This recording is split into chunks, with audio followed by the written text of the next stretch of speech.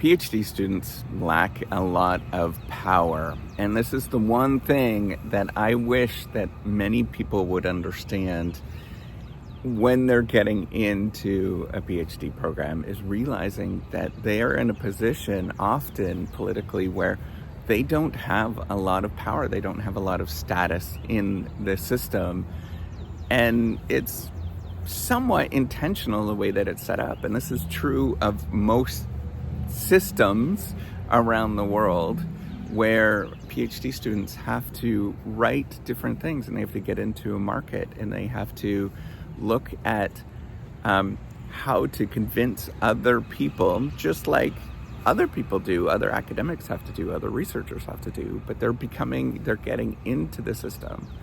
And if you're at a position where you're just starting out and you don't necessarily know what's going on, you might run into scenarios that are not great for you. That's the problem with this sort of power scenario, is that there are lots of situations where we actually have to take a step back and say, hey, sometimes this doesn't work out. And sometimes, because of these power differences, where the key reason is that you have to write a bunch of stuff and you have to convince other people that what you're writing is legitimate in some sort of way. And if they don't believe it for whatever reason, then they won't sort of allow you to go to the next step. Sort of a gatekeeping, it's a gatekeeping scenario, right? And that's the challenge with all of this. And we have to realize that, yeah, there are power dynamics at play that are very, very important. And because that these power dynamics are at play, we have to be very sensitive and aware of them and try to change the scenario to the best of your ability, where everybody is working together. Now, that's a hard thing to do. And I realize that most situations are not going to be, many situations are going to be great and it's all going to work out for you. But there are some situations where it's not going to work out for you. And this video is probably geared towards those individuals a little more because of these challenges that you're going to face. So what do you do when you're in these power dynamics where you feel like you lack power and it doesn't feel good? So what do I mean by power is where you don't have the ability to force somebody else to do something that they do not necessarily want to do, or somebody has that ability over you where they're forcing you to do things that you don't want to do. And so what do you do in those circumstances? How do you deal with that? The first thing that I want you to realize, if you are in this situation, is realize that you do have walk away power. And that's a big leverage, right? Like, you are in a power position because you can. And once you realize that you're in this power position, you're not stuck. There's not a moment in your life that you are stuck. You could walk away. You could do all sorts of really great things in your life. And by quitting this thing and finding something else, it doesn't mean that you are, you're a failure, you're a disaster, all of that kind of stuff. It means that you're actually taking charge and doing something that's really important, that you did the right thing in that circumstance. If you do not feel trust, if you do not feel that you're being respected, any of those kind of things, that is the right thing to do, is to walk away from that scenario. Some of us don't want to do that.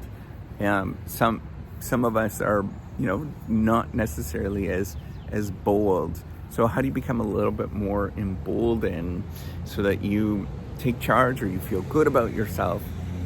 That's where you imagine what yourself would be in a third person, right? Where you are in a third person, you come out and you say, hey, I can actually do this. This person, this hero over here, even go so far as to call this person, create a name for this hero.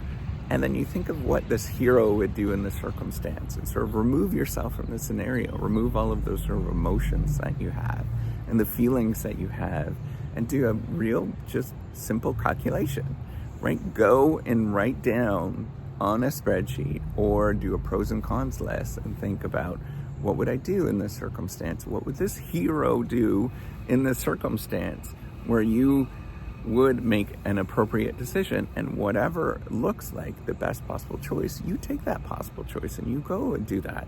You realize that there are all of these circumstances, there's all of these different paths that you can take what allow you to have power, right? I want you to think about that. You are in a power position, and as soon as you start viewing yourself as not in a power position and you're holding back, all of a sudden you start making not great decisions. So I want you to think about how you can get yourself into a situation where you feel powerful, where you know that you can do things, and it requires you just to do that work repeatedly. I think that's the hardest thing, is that there's a lot of messaging that happens along the way when you're a PhD student, and signaling that happens that removes power from you and makes you feel like you're not powerful, or that you are, that you're problematic, that you're the problem, all that kind of stuff. I want you to remove those things as much as you can. I realize that's hard for all of us to do that. So it's little baby steps that we all have to take, right? And have the courage to stand up and say, I'm going to stand up for this person right here, and that person is you. That person is deep down inside where you're thinking, I can actually do this.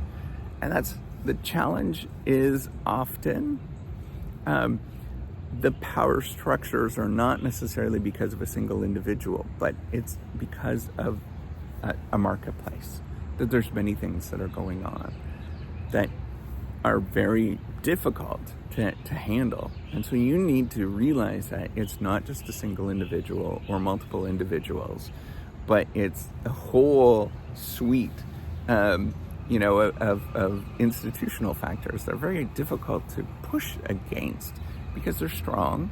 So how do you do that in terms of fighting the good fight? Is remembering that you're the hero in the story, where you stand up and you say, I'm going to be this hero every single day. I'm going to be this good person every single day. And I'm going to look out for this person deep down inside. I'm also going to look out for other people. I'm going to try to help out other people where it seems like they're not in a great power position, so that they do really well. I think if you change this and you change the conversation about how you look at the world, you realize, like, hey, I can change the world. I can change my world, and I can change other people's world. I'm not stuck in any moment. I just simply have to stand up and do this. But it's going to require me to have that strength where I feel powerful inside to do these hard decisions, like walk away, like stand up to an institution, for example, like going and talking to somebody.